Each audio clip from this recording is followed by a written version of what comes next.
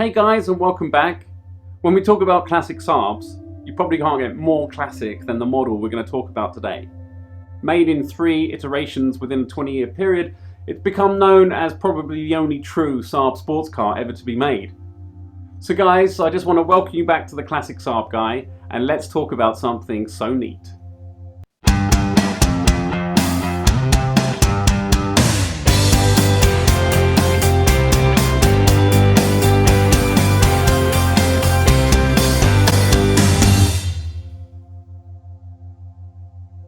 The Saab Sonnet was a model manufactured by Saab between 1955 and 1957, and again later between 1966 and 1974. Sonnets derived much of their underpinnings from existing Saab models, with engine and components used from the 93, 95 and 96 models.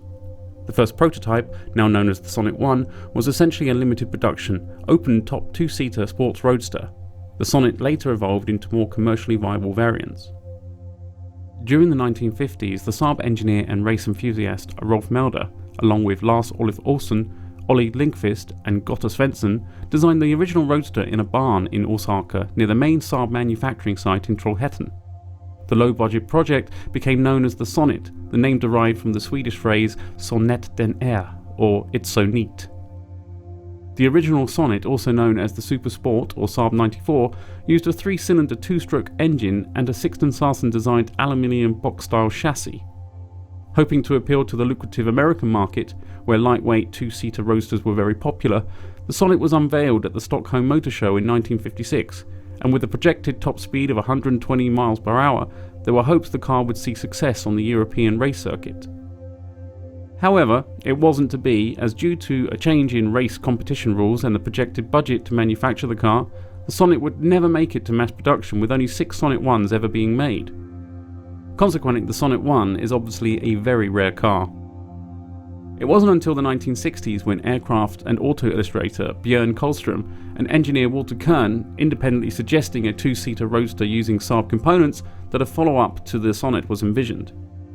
After 2 prototypes were manufactured, it was the Malmö Flygindustri Saab MFI-13 that ended up being modified to produce the Sonnet 2 in 1966. The car would initially have a limited production at the Airloft plant and was designated as the 97 inside Saab. The Sonnet 2 had a fiberglass body fixed to a box-type chassis with a roll bar to support the hardtop. As a predecessor to Saab's clamshell hood design, on later cars the Sonnet 2 hood hinged forward to give good access to the engine and running gear. While its 3-cylinder 2-stroke engine only gave the Sonnet 2 a top speed of 93 miles per hour, it was designed as a race car, and it competed successfully against other small European roadsters such as the Austin Healey Sprite and the Triumph Spitfire. As production increased in 1967, the aging 2-stroke engine would fail to meet US fuel emission regulations, and it was replaced with the Ford Taunus V4 engine, renaming the car as the Sonnet V4. However, while the V4 would have much of the same design as the Sonnet 2, a new bulge hood was designed by Gunnar A. Sjögren to accommodate the new V4 power plant. Combined with the car's lightweight chassis and fiberglass body, the engine was able to produce 65 horsepower and push the car up to speeds of 100 miles per hour. The V4 featured a dashboard that was wrinkle finished in black, unlike the wooden panel used in the Sonnet 2. Plus, the car featured advanced safety considerations for its time, including a roll bar, 3-point seatbelts and high-back bucket seats. The later 1969 production models of the V4 can be recognised by their taller seatbacks, a lid for the glove compartment and a more efficient heating system. At the turn of the decade, it was clear due to more motoring regulations and modifications required on the V4, a redesign was necessary, and in 1970 production began for the Sonnet 3.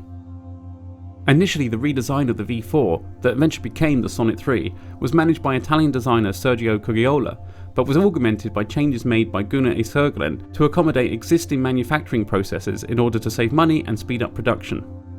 Influenced by the needs in the US market, the Sonnet 3 engineers opted for a floor-mounted shifter over the column-mounted version seen on the V4, and featured manually controlled hidden headlamps, low-speed impact-proof bumpers, and optional dealer-installed air conditioning.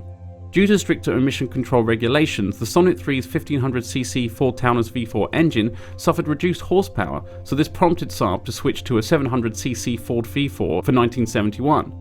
The car achieved a 0 to 60 time of 13 seconds and a top speed of 103 miles per hour. Perhaps influenced by the 1973 oil crisis, the Sonnet 3 had disappointing sales and production ended in 1974. A total of 8,368 Sonnet 3s were manufactured, all in left-hand drive. So there you go guys, there was my brief overview of the Saab Sonnet. We may look at the individual models in future episodes. So this is the point in the video where I would usually say, as always, see you next time on the Classic Saab Guide, but today I want to mention to you that I am now on Patreon. Patreon is a way for you, the subscriber, to help contribute to the channel. As you know, I do this in my spare time. It is a passion of mine, but I am also a full-time music teacher and a single parent of 2 children, so you can imagine I don't have a lot of time to make these videos. But I do want to make more of them. I would like to make them more regular, and I certainly would like to make them more professional, but that does take up my time and it does cost money. So if you are willing and able and would like to contribute as little as $4 a month to help me, there are benefits for you, such as access to exclusive content. You'll get to see videos early, and you'll certainly get a credit at the end of every film. So guys, thanks for your support, and as always, see you next time on the Classic Saab Guide.